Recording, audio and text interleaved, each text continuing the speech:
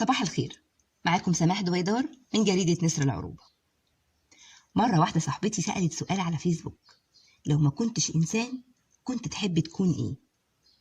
دخلت أشوف التعليقات، لقيت في ناس كاتبة شجرة، في ناس كاتبة فراشة، عصفورة، وقعدت أفكر كتير.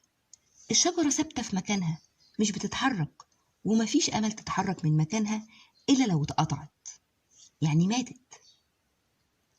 الفراشة والعصفورة عايشين في حرية لكنهم في منتهى الضعف. طب إيه؟ ممكن أكون إيه؟ أنا عايزة حاجة تكون حرة بس في نفس الوقت قوية. تتخيلوا كتبت إيه؟ كتبت سحابة. لو ما كنتش إنسان كنت أحب أكون سحابة، حرة طليقة جميلة، حتى لو طلعت عليها الشمس هتنزل مطر. المطر ده ينزل في البحر والنهر وبرضه يجري بحرية، أو يسقي عطشان، أو يرجع يتبخر تاني. يعني كل شوية فيه تغيير في الحياة، مفيش ملل، مفيش رتابة. قولولنا في التعليقات لو ما كنتش إنسان كنت تحب تكون إيه؟ وشكر خاص لصديقتي العزيزة على الفكرة الحلوة والسؤال المبدع. صباح الإبداع.